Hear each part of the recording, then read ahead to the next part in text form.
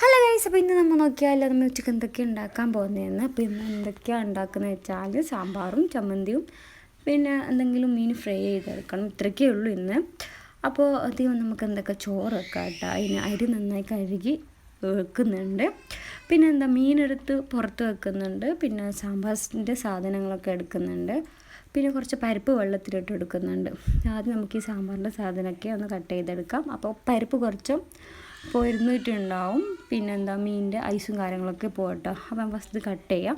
അപ്പം നിങ്ങൾക്ക് എൻ്റെ ചാനൽ ഇഷ്ടപ്പെടുന്നുണ്ടെങ്കിൽ എൻ്റെ വീഡിയോസ് ഇഷ്ടപ്പെടുന്നുണ്ടെങ്കിൽ എൻ്റെ ചാനലൊന്ന് സബ്സ്ക്രൈബ് ചെയ്യണേ, ലൈക്ക് ചെയ്യണേ, ഷെയർ ചെയ്യണേ, കമൻറ്റ് ചെയ്യണം. അപ്പോൾ ഇത് നമ്മൾ കട്ട് ചെയ്യുന്നുണ്ട്. ഇത് കട്ട് ചെയ്തിട്ട് നമ്മൾ എന്താക്കുക, അത് കഴിഞ്ഞ ശേഷം പരിപ്പ് നന്നായി കഴുകിയെടുക്കുക. എന്നിട്ട് കുക്കറിലിടാം കേട്ടോ. വിസിലൊന്നും അടിക്കുന്നില്ല. ജസ്റ്റ് അതിന് വേണ്ടി ഉള്ളി, ടൊമാറ്റോ, പച്ചമുളക്, കുറച്ച് മഞ്ഞൾപ്പൊടി, ഉപ്പൊക്കെ ഇട്ടിട്ട് കുറച്ച് തിളപ്പിച്ചെടുക്കുക. എന്നിട്ട് ബാക്കിയുള്ള പച്ചക്കറിയൊക്കെ ഇട്ട് കൊടുക്കാം. അപ്പോൾ അതവിടെ 2-3 വിസിലാകുമ്പോൾ നമുക്ക് ഈ അയില ഒന്ന് മുറിച്ചെടുക്കാം കേട്ടോ. ഇന്ന് അയിലൊരു നല്ല പുതിയ മോഡൽ ഫ്രൈ ആണെന്ന് വിചാരിച്ചു. പച്ച മസാല നമ്മൾ ചിക്കനൊക്കെ പച്ച മസാല ആക്കുന്നില്ലേ, മറ്റേ പുതിന ഇതൊക്കെ അരച്ചിട്ട്, പുതിനയല്ല മല്ലിയും കറിച്ചപ്പലും പച്ചമുളകും ഇഞ്ചി വെളുത്തുള്ളി ഇതൊക്കെ അരച്ചൊരു പേസ്റ്റ് ആക്കിയിട്ട് ഈ അയില മിക്സാക്കി കൊടുക്കുന്നുണ്ട്. ഇതിലേക്ക് ആവശ്യത്തിന് ഉപ്പ് കാര്യങ്ങളൊക്കെ ഇട്ട് കൊടുത്തിട്ട് ഫസ്റ്റ് ടൈം ട്രൈ ചെയ്യുന്നിങ്ങനെ കാച്ചാൻ വേണ്ടിയിട്ട് എങ്ങനെയാവുമെന്നറിയില്ല. അപ്പോൾ അങ്ങനെ ഫ്രൈ ആയെന്ന് വിചാരിച്ചു.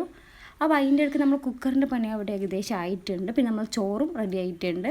പിന്നെ നമ്മൾ സാമ്പാറിനുള്ള അരിപ്പാട്ട് ഉണ്ടാക്കുന്നത് തേങ്ങയും സാമ്പാർ പൊടിയും പിന്നെ പുളി ഇതൊക്കെ ഇട്ടിട്ട് അത് അരച്ചെടുക്കുന്നത്.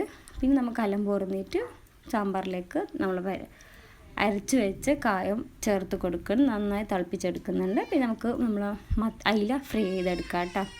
അടിപൊളിയായിട്ടുണ്ട് കേട്ടോ ഈ അയില ഫ്രൈ ഉണ്ടാക്കിയത്.